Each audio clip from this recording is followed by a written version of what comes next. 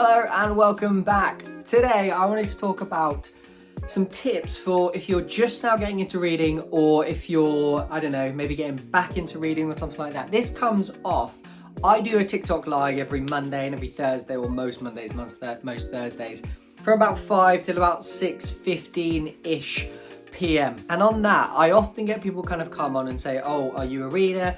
I say yes, obviously sat in front of a shed load of books at the time. And they say, okay, have you got any tips for getting into reading? I used to read when I was young, but I don't read anymore. Or I've never been a reader, have you got any tips? Or even that kind of, I'm not great at reading, have you got any kind of suggestions on how to improve my reading or how to make it more enjoyable? Because I want to get into it, but it's just not quite there yet, etc. So what I thought I'd do is I just put together a few quick and easy tips here that I think you can follow along with. And I think it should try and help most people who may be struggling with either getting back into reading or getting into reading in general. So stay tuned for that. Okay, so one of the first things I would recommend if you're trying to get into reading is to try something simple. Try something that you know is universally loved. There is nothing more universally loved than Harry Potter. The author is controversial, but we're not going to go there. But Harry Potter as a series is universally considered one of the greatest things that's ever happened to both literature and film.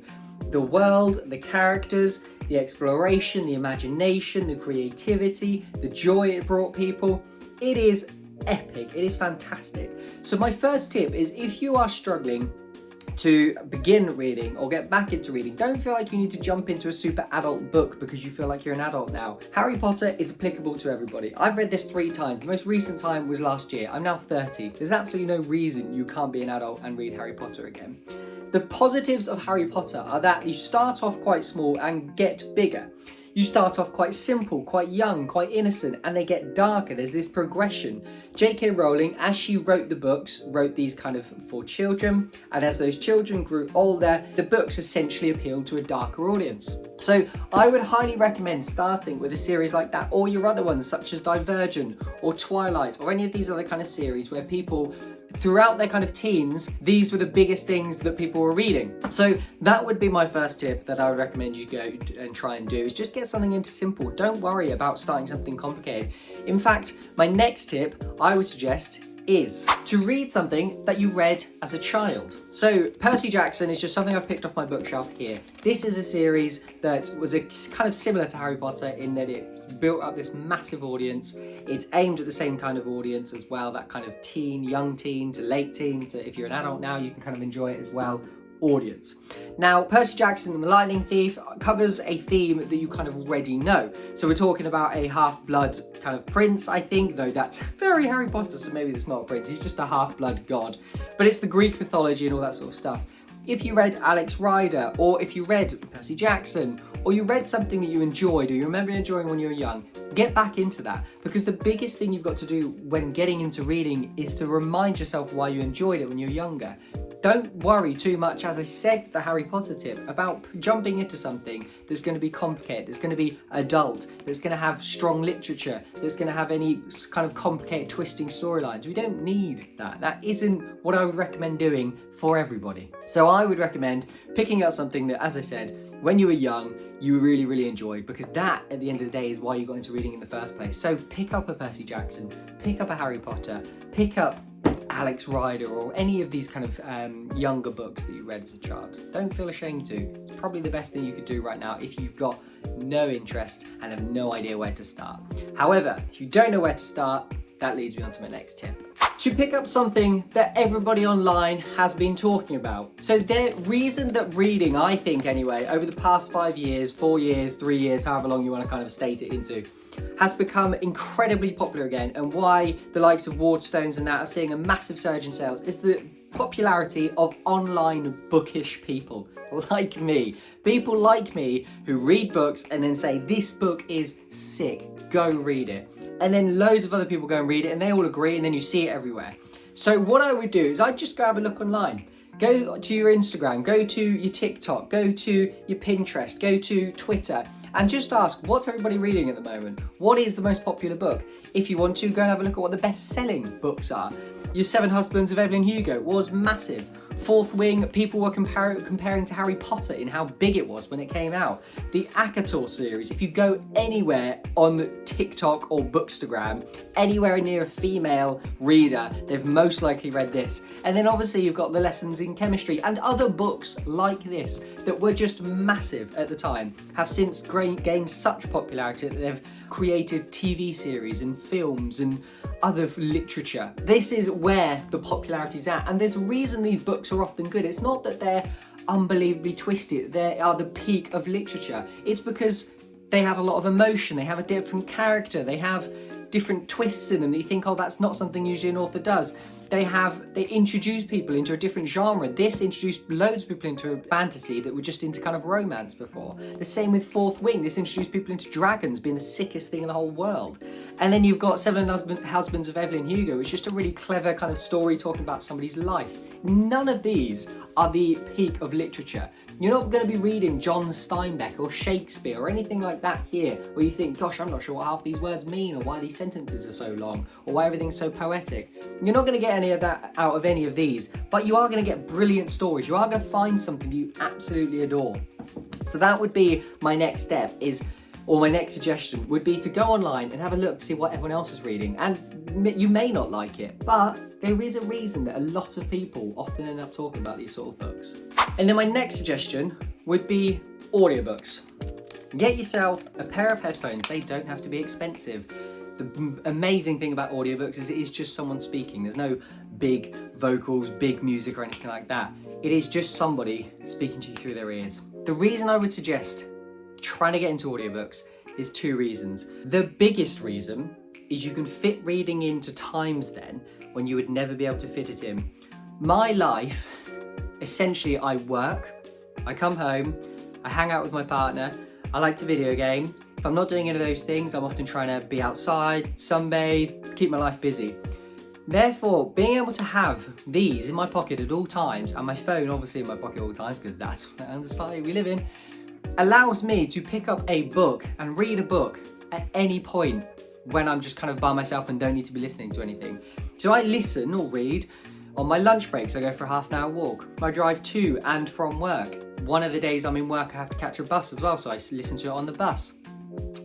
Every time I cook, every time I clean the house, every time I need to go and do anything that means I can stop listening to the world around me and I need to be just doing something with my hands, but I don't need to be thinking, I stick my headphones in and I listen to an audiobook.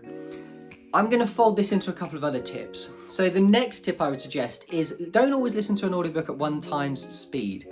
If you are listening to a book at 1x speed, you aren't listening to it at natural speech speed. You're listening to it at the speed that the audio narrator kind of wants to read it at. So it's often very slow. Slowly increase the audiobook speed every time you get into it and think, could I do a bit quicker? Could I do a bit quicker? Until you get, I don't know why your voice is so high, mine was. But do you think you could keep getting quicker and then get to the point where you think, no, I'm not keeping track anymore. Then kind of stop there or slow it down again. I listen to most of my audiobooks at about 2 to 2.5x speed, which according to my Kindle, when I picked that up, is about the same sort of speed that I read at as well. Which then leads me into my final tip. One of the biggest problems people have with reading is one, finding the time, which I've just given you kind of a great answer for there with audiobooks, is you can slip those kind of into any time then. However, one of the other things is, okay, what if I don't want to listen to an audiobook all the time? I do want to sit down, I do want to be able to read a book, but I struggle to concentrate. Like I cannot sit there because I'm always wanting to look at elsewhere or do something else. The rise of people with ADD or ADHD or just some sort of attention deficit is rising. Mainly I think because of technology, because of how fast paced everything is, because of how engaged we are as children in multiple things. However, one thing I would recommend with that is get the audiobook and get the physical book and sit there listening to the audiobook as you read the book. The amount of people I suggest this to, for those that say I really struggle to read or I really struggle to enjoy my reading. And the best thing about this is you can essentially turn up your reading speed and it can teach you to read quicker as well, which you may want to do. I think a lot of people do because then you end up being able to get through more books and enjoy more stories, etc. What you can do is if you're reading the book and you're listening to the book and you're finding yourself kind of a little bit ahead of how quick the audiobook is going, just speed up the audiobook and keep speeding up, and then push it to the point where the audiobook is going as quick as your reading is going. What you'll find is there's this kind of pushing from either side. The audiobook's getting quicker, so you learn to listen to audiobooks quicker, but you're also reading is getting quicker because you can concentrate for longer. One of the biggest problems is people often read slowly because if they read too quickly, they miss it. Whereas if you've got it being read out to you as well, it's a lot easier to concentrate on what's being said. Also, because it's being read out to you and you can't kind of stop and just be like, right, I'm going to stop reading, look at the wall or something, it keeps going. You've got that element in there where if you do look away, you've lost. You have to kind of screw behind. So you find yourself far more engaged and far more concentrated on the actual story and the words and everything that's being said to you. So they are all of my tips if you want to try and get back into reading, or if you really aren't into reading at all. There are some tips I would give you to try and do that. Find a book or a series or something that was easy, that everybody has loved forever, that you could get into. Don't be ashamed to start something that you maybe picked up when you were young, like Percy Jackson or Alex Rider or Divergent or anything like this. Go online, go on Instagram, go on BookTok, go on all of those places and just search these terms, BookTok, Bookstagram, and have a look, see what other people are reading. And then I think, this isn't kind of really a tip, but don't be afraid to ask people about books. If you have no idea, if you're really brand new and I've just said to you a bunch of books that you know nothing about, do not be afraid if somebody posts about it to go ahead and just drop them a DM. My Instagram DMs and my TikTok DMs are always open, as are my Twitter ones. If you ever see me tweet or post about any book and you think that might be something I'm interested in, do not be afraid to drop me a message saying, I'm not a big reader, I barely read anything, the last thing I read was this, or the last time I read was this, do you think I'll enjoy it, what's it about? I am so happy to respond to you and come in and say yes or no, or maybe try this instead, because that's the point of reading. It wants to be enjoyable. The thing that people that love to read love to also do is talk to other people about books. So always feel free to try, and even if they're some big bookstagrammer, most of the time they're lovely people. They now are all of my tips. Let me know if you've got any other tips for those looking to get back into reading, or those that just have not read ever and are now starting to read. Let me know what your book was that got you back into reading. That's always a fun question to ask. But other than that, if you haven't yet, I would absolutely love it if you could subscribe. It's just down there somewhere, along with the like, and drop a comment on anything. All of that sort of engagement helps support me. But until then, make sure you keep reading, and I will see you in the next video.